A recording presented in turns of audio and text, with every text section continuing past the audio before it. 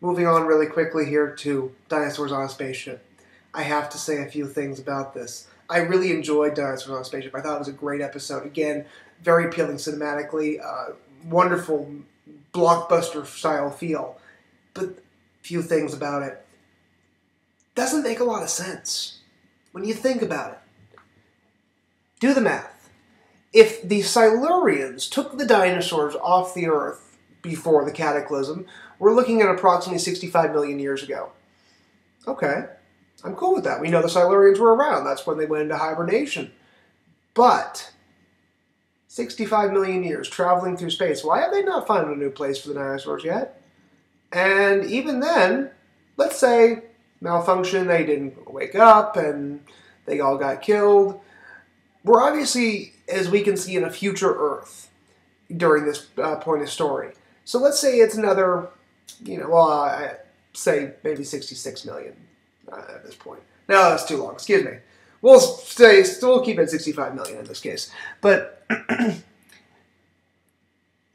how did the dinosaurs survive on the ship all that time? I mean, it's entirely possible they could be descendants of the original dinosaurs.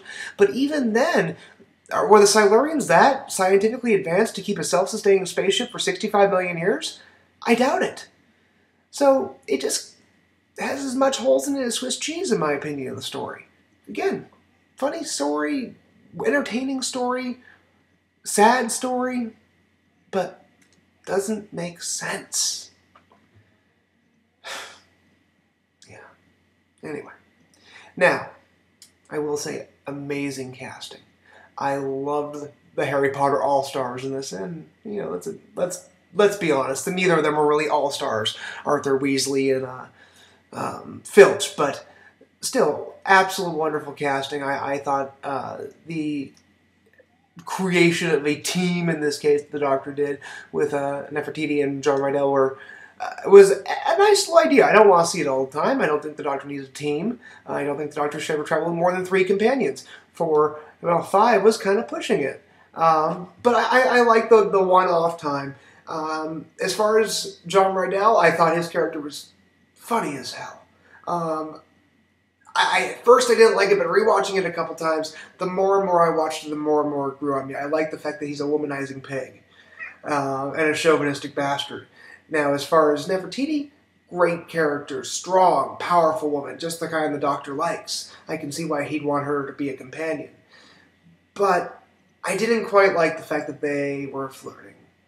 It was overdone, in my opinion. I think they laid it on thick, I guess is the way I want to say it. Now, also, the thing I loved best about this episode was the gay robots.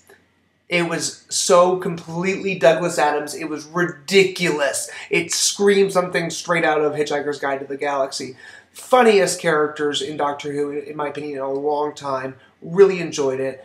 And I think we should see more kind of comic relief occasionally like that outside of the Doctor. I don't think the Doctor should always be the one who has the funny lines. Now, the big thing at this point, and this is, from what we understand, potentially led Stephen Moffat into a bit of a depression or slight withdrawal from the social media world at this point, is the Doctor killing Solomon. People have been complaining this is not the way the Doctor operates. The Doctor shouldn't be a killer. You know what I say to you? Bullshit! The Doctor can kill. The Doctor has killed. If you look at any of his previous incarnations, the Doctor has killed. Only when he has to. And it's very quite possible at this point, when the Doctor allowed the missiles to destroy Solomon's ship, he felt he needed to.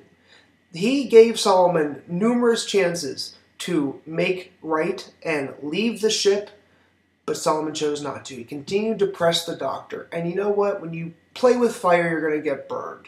The Doctor is powerful. The Doctor will take you down if you are an evildoer, at least in his eyes. So Solomon, having killed all the Silurians and having tried to kidnap Nefertiti, I can see why the Doctor, at this point, after giving him chances to repent, chose to end his life. It makes sense. It's not any darker than any other Doctor. David Tennant would have probably done the same. And let's let's put it to one of my favorite doctors, number 6. I can guarantee would have killed Solomon in a second. So, to those of you who say that killing is not within the Doctor's nature, shut the fuck up. Now, I talked about this just a second ago, and I feel I'm kind of guilty on this, because I have a lot of Moffat hate in me. But I respect the man, too, because you know what? He puts up with so much hate from the fans, from people that have been watching the show for years, and he's done it very well, in my opinion. While I hate him, I do like a lot of his work, especially a lot of his work on the 10 series, and with 9, some of his best stories, The Doctor Dances, Girl in the Fireplace, they were some of, don't know how to say this, some of Moffat's best stories were in those earlier series, and I think he's an incredibly talented writer. I don't like a lot of his long-term writing, though. I think it just gets a little too twisty, curvy, M. Night Shyamalan-y for me. But whether I like his writing or not should not be of any consequence. There are plenty of people out there that do like his writing, and to those who do, fantastic. I'm glad you guys like Doctor Who. It's a great show, no matter how much I hate it. And you know what? Doctor Who has gone through years of people loving it, people hating it, people being indifferent, people ignoring it. It just depends on how the show is going, and that's part of Doctor Who. It always changes. Whenever a new doctor comes, the show changes. There's a new feel to the show, and this is the feel to the Moffat era. And you know what? If you don't like it, deal with it. Don't watch the show. You don't have to. There are those of us that will continue to watch. I'll continue to bitch about Moffat, but I'll continue to secretly love him. It's kind of like my love for Kesha. I don't really want to tell people I like her, but I do. So, it appears that Moffat may have deleted his Twitter account.